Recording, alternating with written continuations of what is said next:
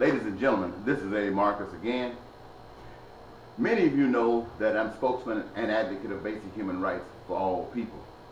And I've been on this mission beginning at the age of 28. I'm 64 now, I think.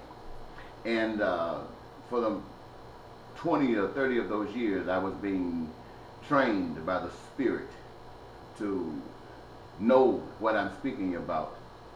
And now I've been sent out to tell you what I was afraid to tell you. My mission, the one that I have been given divinely, that I have accepted, is to go amongst the church and remind them or tell them that they are on a path to hell. This is not to make anybody angry. It's simply to say that in your divine efforts, your human efforts, to become divine, you have been misled by the deceiver of life. And the giver of life, the one who is responsible for your being here, the one who is responsible for your calling, wants you to know that you've been tricked. Your intentions are good, but you've been tricked. Wants you to understand that the world that we see it today is a reflection of God being left out of the picture, the Creator being left out of the picture, love being left out of the picture, justice being left out of the picture. That's what we see. And we label it as evil because it is. It hurts people, so it's evil. We say the devil did it because we don't want to claim ownership. But the truth of the matter is that everything that exists, good or bad, happens at the expense of men. And so the things that we see that are leading us straight to hell, men are doing that. People like you and I are doing that. And you've been tricked to sit idly by and follow suit, stepping in that which you condemn, saying that greater is he that is in you than he that is in the world. And yet you are walking hand in hand, footstep by footstep, with that which is in the world. My message is to tell you that's what you're doing. And God requires something different of you. But you don't know that because those who've been preaching to you have been preaching to you something that was set up to deceive you. And the truth of the matter is that this heaven that you talk about, this heaven you dream about, this heaven, it's in your hands right now. It has always been in your hand to create it or not. Not expecting someone to give it to you. If you deserve it, then work for it. Do it.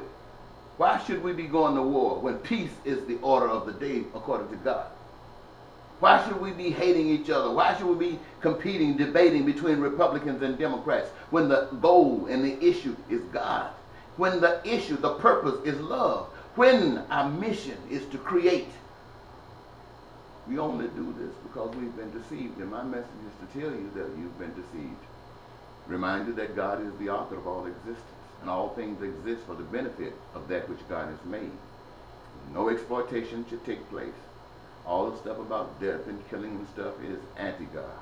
They tricked you in the Bible. They told you that God says, thou shalt not kill. And in another passage they tell you God sent somebody and told them to go in and wipe out the whole city. Leave nothing living, not even the animals. Somebody said kill the grass. I'm not saying that's true, but that's the story that's out there. So can that be God? Can God be split like that? If God is split like that, then that justifies why you are split like that. No, if God says love, then God says love. And if somebody else says anything other than love, it's not God. So if he says thou shalt not kill, then God means thou shalt not kill.